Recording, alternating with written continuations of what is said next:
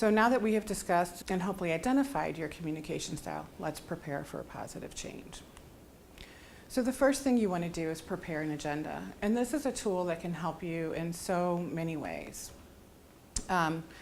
You want to start by gathering your child's input, see what he or she would like to change about school, note any recent comments or concerns from teachers and principals, and gather and review current information. Think about changes that have occurred since the last meeting. Ask yourself, how did you feel about the last meeting and why? What would you change to make for a more positive or productive meeting? Is there anything that you can change about your communication or demeanor that could make for a better meeting? So if your last meeting was somewhat aggressive, you want to look at that experience and see, what can I change about my style to help make this next meeting be more effective? One of those things is preparing the agenda and choosing a priority issue. So many times in the discussion, what you want to focus on gets lost. It's easy to get off track. So if you have an agenda with your priority issue listed there and what you want to say, that can help you stay on track. So it's there written in front of you. You think about and make a note of what you want to say. So you're planning and you're preparing. How am I going to support this? What might they say in response when I suggest that I want to increase service minutes for language or for reading? How might they respond, and how am I going to respond when they respond with what I anticipated? And you can have those all written in your agenda as possible responses and how you might respond to that, and remembering the tools that you've learned about in previous workshops and sections, that you can ask for a notice of action or a prior written notice that explains why the district proposed or refused to do what you requested. When you're at the meeting, be on time, greet each person, introduce yourself to anyone that you don't know, provide each person with a copy of your agenda, thank everyone for attending and taking the time for the very important meeting. And how you conduct yourself from the start can carry strong messages about your intentions. So all of these things are talking about being professional, and not that you're a professional in your child's meeting, but you do know your child best, and so your information is very valuable. And by using some of these techniques, it shows that the meeting is very important. And even though it's part of school personnel's jobs to participate in these meetings, oftentimes it takes away from other parts of their job. So thanking them for being there kind of starts things off on the right foot. So sometimes you need to change the conversation to change the culture. So a couple of more tools to keep that communication effective is to encourage dialogue that is void of blame, history, and negative attention. So kind of going back to meetings that may not have been very positive, trying to put that in the past and not blame a specific individual, but focus on the issues instead. Instead of saying, well, you didn't provide this service, you could say, I believe because Johnny did not receive this service, it caused him to struggle more, instead of blaming it on a person. So you want to, again, focus on the issue and not a person. You want to make sure that you do not place blame. Separate the relationship from the substance, focus on the issue, not the person. Recognize and understand other people's emotions, theirs and yours. Don't react to emotional outbursts. So going back to that agenda and having your priority issue in order can help you keep focused, but it can also help you allow others to speak their mind.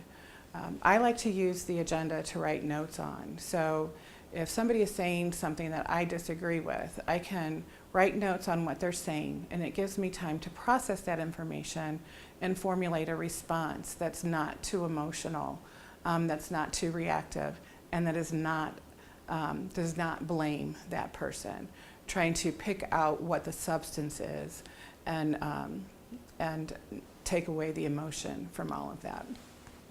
So some thinking points regarding that is, We work together towards a common understanding. We listen to understand, find meaning and agreement, and see all sides of an issue.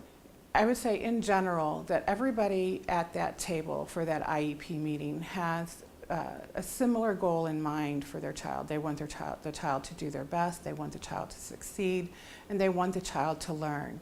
They might have everybody probably has different ideas on how to accomplish that and what services would and would not be appropriate.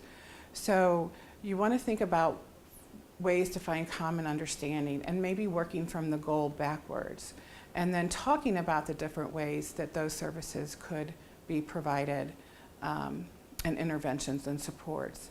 And again, focusing on the child and coming to agreement on the different things that may work.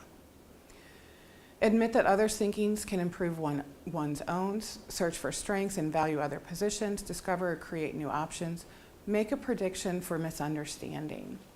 So when you're in this conversation, there's a lot of information that's being discussed. And I think it's a really good idea to paraphrase back what you hear to make sure that you have the correct understanding. That is, I think that's one of the biggest barriers to effective communication, is that misunderstanding. Not knowing about the language that's being used in the meeting. So ask those questions. I'm not sure I understand what this means. What does that look like? And paraphrase back what you heard to verify that you have the correct understanding. And again, you cannot change the past, so concentrate on the future. It can be frustrating when things don't go well in the past, and it's hard to let that go. I've experienced that. But I can't fix the past, but I can fix things going forward. So I try to focus when I'm in these meetings on what can we do now to make the best possible program for my child. So avoid pitfalls, stay focused on your agenda, but allow others to address their issues. Don't derail your meeting by being defensive. Minimize criticism and pay compliments at every opportunity. And I will tell you that paying those compliments goes a long, long way. I think we use that in all areas of our life. And when you're talking to somebody and it may be kind of difficult to address a concern, whether you're an aggressive communicator or a passive communicator, if you think about paying a compliment, it gives you a way to address your concern in a more effective way. So I really like how much time you're spending with Johnny working on the math. I don't see the progress. Can you give me more information about what that looks like? Where do you think the breakdown is? Gathering that information. So again, we're focusing, in that statement, it was focusing on the issue and not on the person. And it started with a compliment, saying, I know you're doing work. I know you're doing good work. There's still a concern here. So it's not aggressive. It's not passive. You're saying what you think, but it's not in an aggressive manner. So it gets you to a point where you can have more open discussion. Why is effective communication important? You have the right and responsibility to be effectively involved in your child's education. You're more likely to have meaningful input into your child's education when you are effective. That leads to outcomes of more productive meetings, improved communication with service providers, and better educational outcomes for our children. So don't leave home without a plan and your best communication skills.